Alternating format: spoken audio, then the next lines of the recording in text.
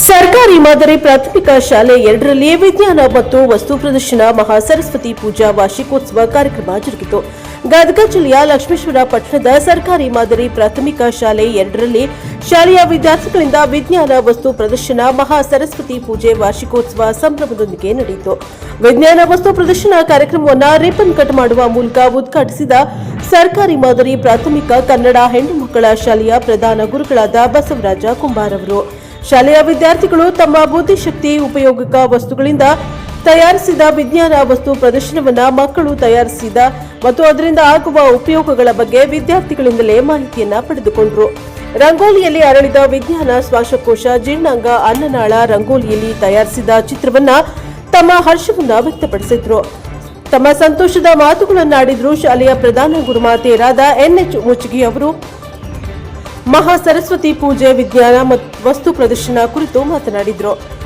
ಕಾರ್ಯಕ್ರಮದಲ್ಲಿ ದಕ್ಷಿಣ CRP ಶ್ರೀನಿವಾಸ ಮತ್ತೂರು ಮತ್ತು ಉತ್ತರ CRP ಉಮೇಶ್ ನೇಕಾರ, ಶಾಲೆಯ ಶಿಕ್ಷಕಿಯರಾದ SM ಹಾಳದೋಟದ್, PS ಹವಾಲ್ದಾರ್, KR ಮುದ್ಕಣ್ಣವರ್, LM Guddappanavar, PF Patil, NS Bankapura, Mamata Solturu, Lakshmi ಹತ್ತಿಕಟ್ಟಿ ಸೇರಿದಂತೆ ಶಾಲೆಯ ಶಿಕ್ಷಕ ವೃಂದದವರು ಹಾಗೂ ವಿದ್ಯಾರ್ಥಿಗಳು ಸಂಭ್ರಮದೊಂದಿಗೆ ಪಾಲ್ಗೊಂಡಿದ್ದರು.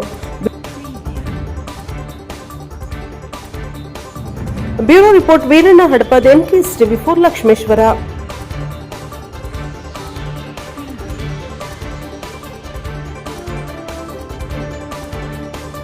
ಈ ಒಂದು ಸರ್ಕಾರಿ ಮಾದರಿ ಪ್ರಾಥಮಿಕ ಶಾಲೆ ನಂಬರ್ 2ಕ್ಕೆ ನಾನು ಇಲ್ಲಿ ಸದಸ್ಯ ನೀಡಿದಾಗ ಇಲ್ಲಿ ಶಾಲಾ ವಾರ್ಷಿಕೋತ್ಸವದ ನಿಮಿತ್ತ ಪ್ರತಿ ವರ್ಷ ಮಕ್ಕಳಿಂದ ವಿಜ್ಞಾನ ವಸ್ತು ಪ್ರದರ್ಶನ ಹಾಗೂ ಗಣಿತ ಮೇಳಗಳು ನಡೀತಾ ಇವೆ.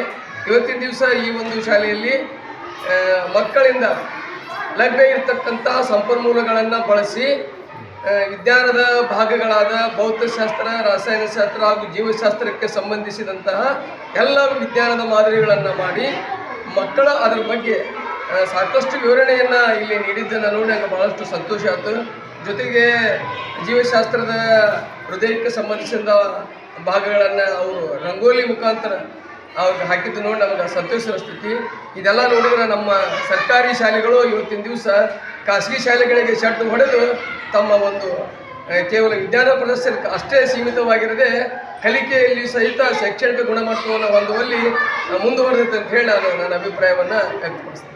ಸರ್ಕಾರಿ ಮಾದರಿ ಪ್ರಾಥಮಿಕ ಶಾಲೆ ನಂಬರ್ 2 ಲಕ್ಷ್ಮೇಶ್ವರಿಯಲ್ಲಿ ಸರಸ್ವತಿ ಪೂಜಾ ಸಮಾರಂಭ ಹಾಗೂ 7ನೇ ತರಗತಿ ಬೀಳ್ಕೊಡ ಸಮಾರಂಭದ ಜೊತೆಗೆ ನಮ್ಮ ಶಾಲಾ ಮಕ್ಕಳು ವಿಜ್ಞಾನದ ವಸ್ತು ಪ್ರದರ್ಶನವನ್ನು ಒಳ್ಳೆಯ ಉತ್ತಮ ರೀತಿಯಲ್ಲಿ ಮಾಡಿ ತೋರಿಸಿದ್ದಾರೆ. ಜೊತೆಗೆ ಎಲ್ಲ ಮಕ್ಕಳು ಒಳ್ಳೆಯ ಒಂದು ರೀತಿಯಿಂದ ಉತ್ತಮವಾದ ಪ್ರದರ್ಶನವನ್ನು ಮಾಡಿ ತೋರಿಸೋದರ ಜೊತೆಗೆ ಪ್ರತಿ ವರ್ಷವೂ ನಮ್ಮ ಶಾಲೆಯಲ್ಲಿ ಈ ಒಂದು ಕಾರ್ಯಕ್ರಮ ಒಳ್ಳೆಯ ವಿಜೃಂಭಣೆಯಿಂದ ನಡೆಯುತ್ತದೆ.